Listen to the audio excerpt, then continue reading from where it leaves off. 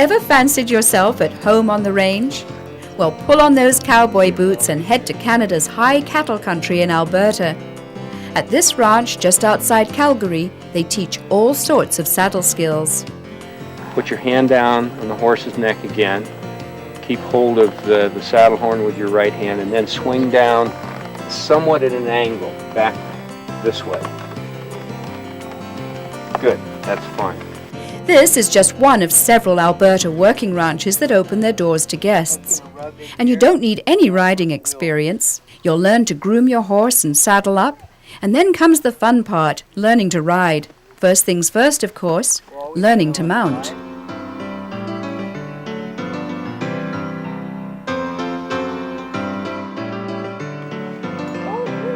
If you were here for a period of, a week or more, you'd probably want to go on the trail and stay out overnight, a night or two in the teepees back in the high mountains. The country that we're riding in is mainly the high ridges that look into the mountains, and then we also get into the creek bottoms and open meadows where if a person wants to trot and canter, they have an opportunity to do that as well. After a few days on the trails, you might need a break from the saddle. No problem.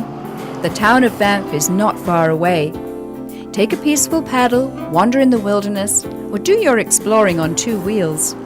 This is the postcard scenery that Canada is famous for, and photo opportunities abound.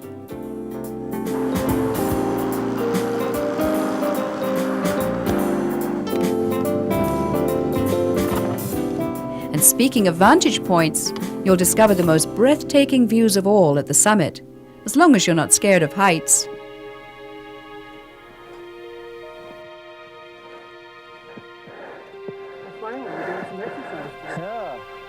Mountaineering is one way to get that adrenaline going.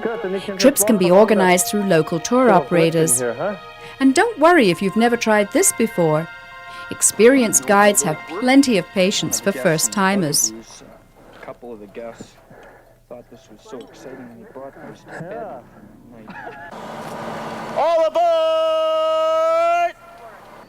But if you prefer softer adventure, there's the train journey through the Rocky Mountains.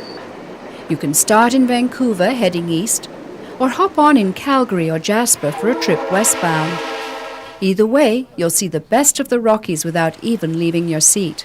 The scenery and the people, that's easy. It's just, you're going through some mountains that I don't think you can find any place else in the world. Just absolutely breathtaking. Alberta is not only mountains, there are the foothills too. And if Aboriginal history is your thing, be sure to visit Head Smashed In Buffalo Jump. For 6,000 years, Plains Indians herded buffalo over these sandstone cliffs.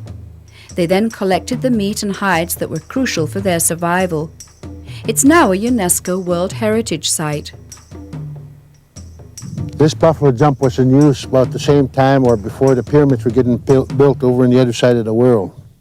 Before the horse was even introduced to the Blackfeet Nation tribe, what they call imitatas, dog team days. Every year, in about this time of the fall, is when they used this buffalo jump. Like that one guy, old guy was talking about, if you were going to go cross country here, and that buffalo just happened to be going by, you'd have to sit and wait 3 days and 3 nights just for a herd just to pass by. It takes some imagination to picture thousands of buffalo romping across this land. This 70-million-year-old graveyard is also part of Alberta. The badlands of this park are a dry, convoluted lunar landscape, but it wasn't always like this. At one time, the Gulf of Mexico reached this far. The area was a jungle-like swamp, and dinosaurs loved it.